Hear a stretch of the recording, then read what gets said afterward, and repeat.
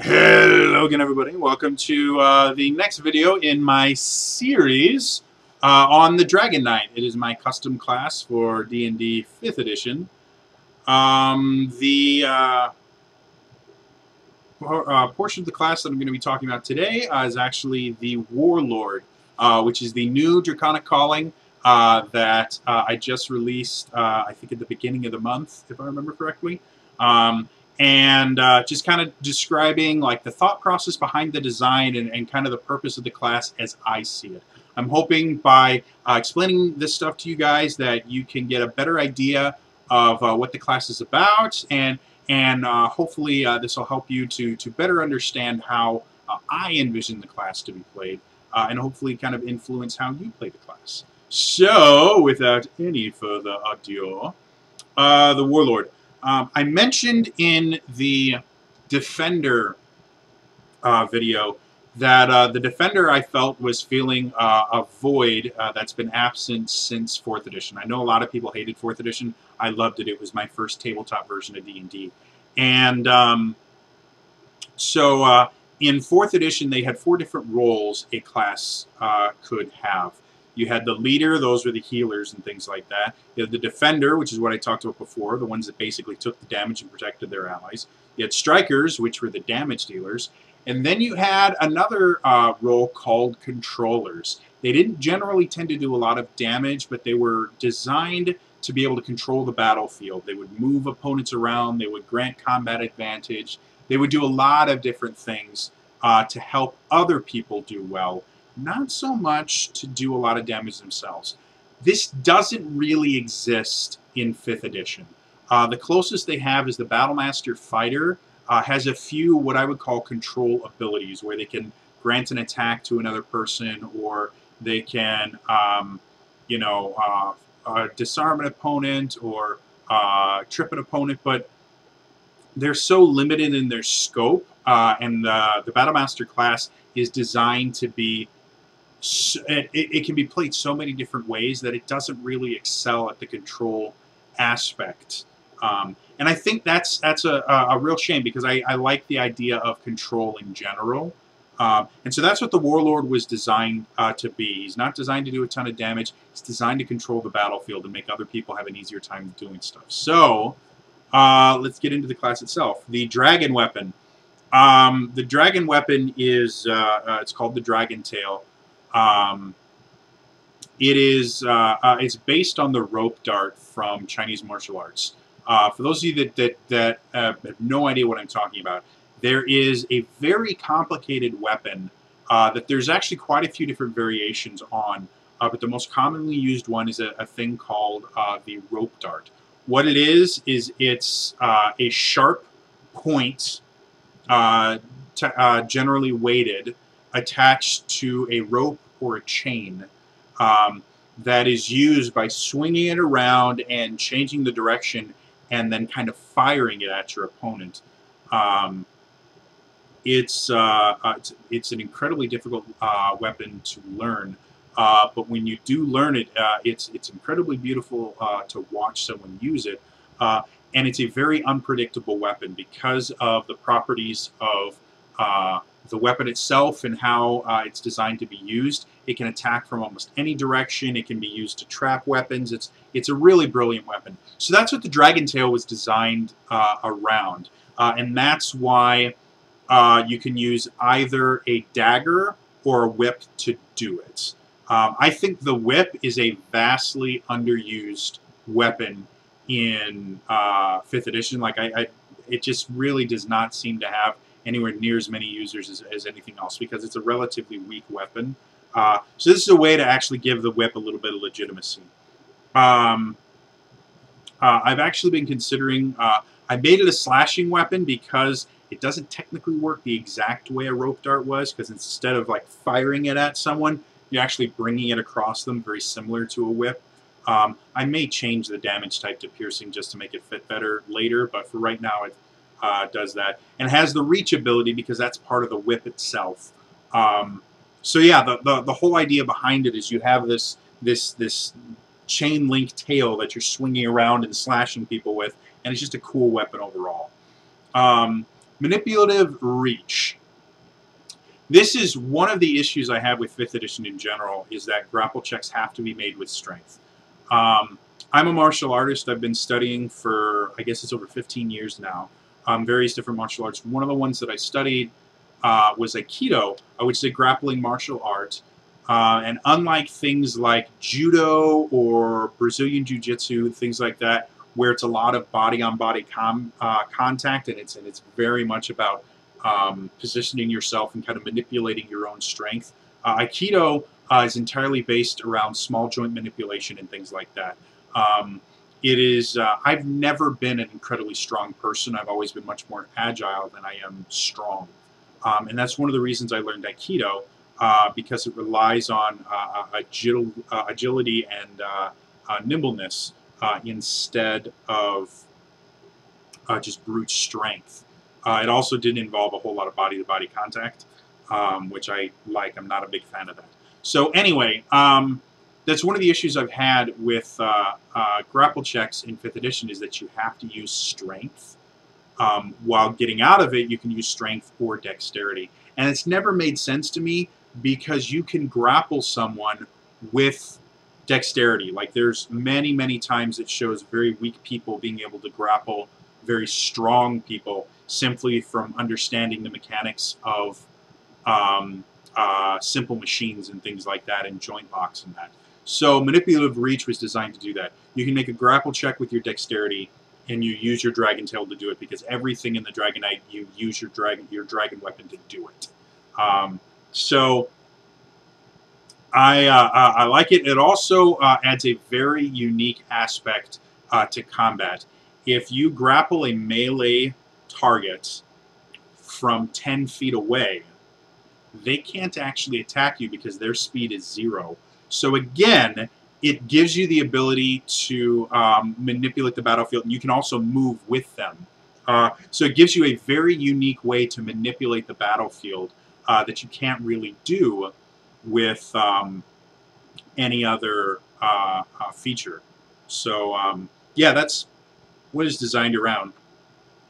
Tail Slam was the first aspect of the control thing. It's everything in this class is designed to inflict status effects and things like that, so that you can help your other team members do things. And so Tail Slam is a combination movement and status effect.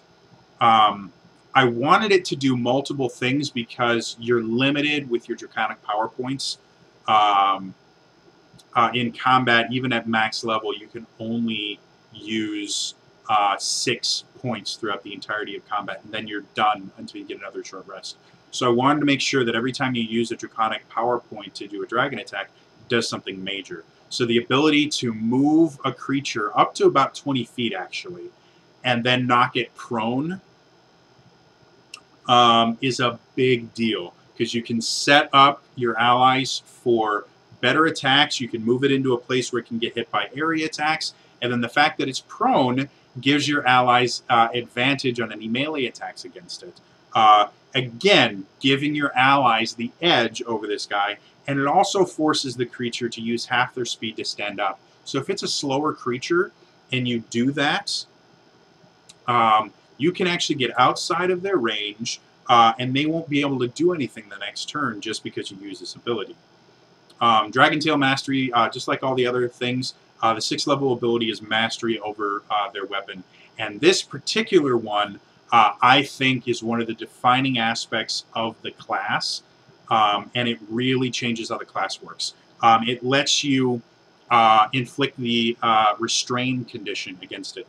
The interesting thing about the restrain condition is it does so much more. Like, the grapple just means they can't move, and you can move them.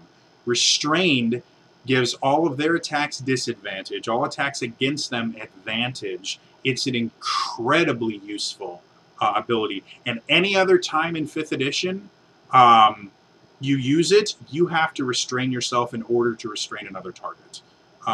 And unless you're a monster, like, there are certain monsters that will give you the restraint status without doing that, but player characters can't. And so this was a way to really give the Warlord the ability to start affecting the battlefield really, really well. It does limit its ability to attack things by forcing it to, like, no, as long as you're restrained, you can only attack this other creature.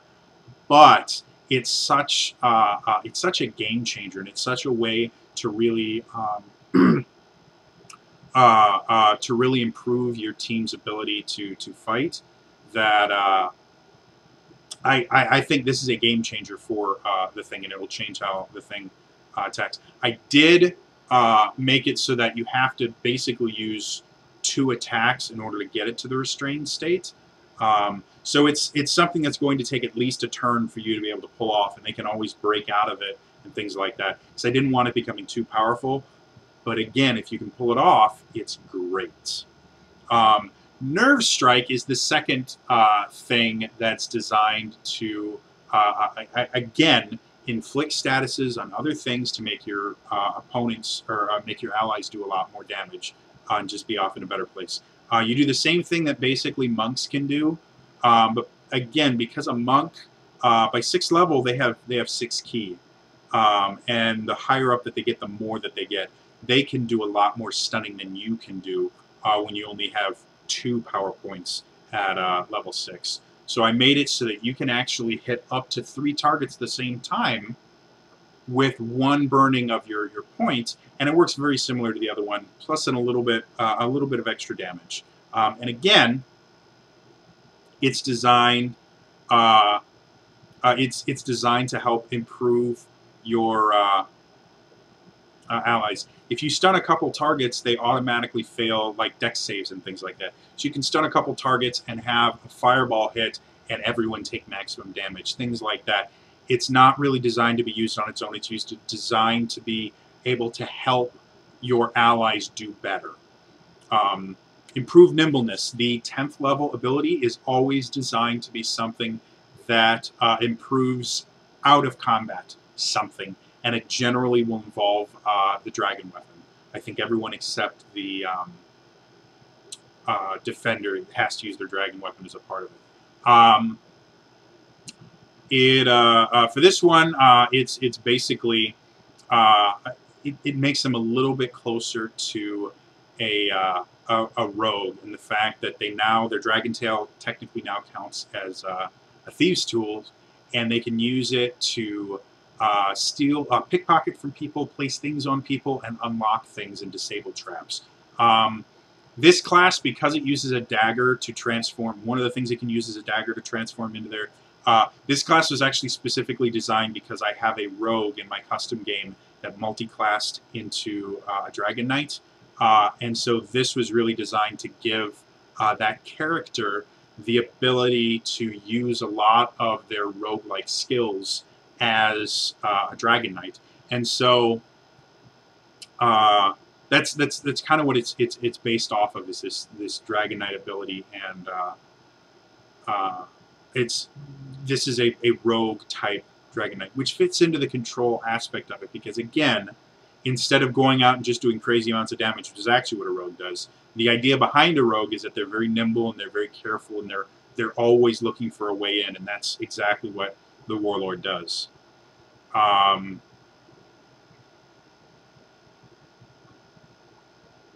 The range controls, again, another thing that's designed specifically to help your allies, and that's all it's there for. Lets you use the help action as a bonus, which is something that bards can do at a much lower level. And I felt that it fit in really, really well with the class, but it didn't really fit in at a low level. It was one of those things that there was other things about the class that just made more sense. But I did want it to eventually have that to where, since there's not a whole lot of other things that they use their bonus action for, they could use this help action to, again, help their allies do better. And then Jacana Gain is actually my favorite aspect of this class. It's kind of based on an ability that the Warlord in 4th edition had, and Battlemaster fighters have, where they can grant an attack to an ally. This is a little bit different than that. In the other ones, it requires the reaction to do. This one, basically what you're doing is you're throwing your rope dart, wrapping it around their weapon hand, and forcing them to attack by using your rope dart. So it's not using their reaction to do it, meaning they're free to do other things. And if you use it in conjunction, if you use it with other abilities, it's a game changer. If you have a barbarian with a big great axe, you can sit there, do that. If you're already transformed with Dragon Transformation, you can do the attack. It will crit on an 18 through a 20. And at an 18th level, a Barbarian is going to do crazy amounts of damage with a crit. The same is true of a Paladin or a Rogue, where you're activating their sneak attack or something like that. That's what this is designed to do, is to do the most damage possible. And in addition to that, you get to add on the extra damage that you do just as a Dragon Knight. So this one attack can just do crazy amounts of damage, but it requires allies, and that's the whole point behind the entire class. So anyway, that's the class itself. I was really proud of the Warlord. I think it turned out really good. I'm interested to see how it works. Yeah, that's going to be all for me today. So I will see you guys next time. All right? Bye-bye!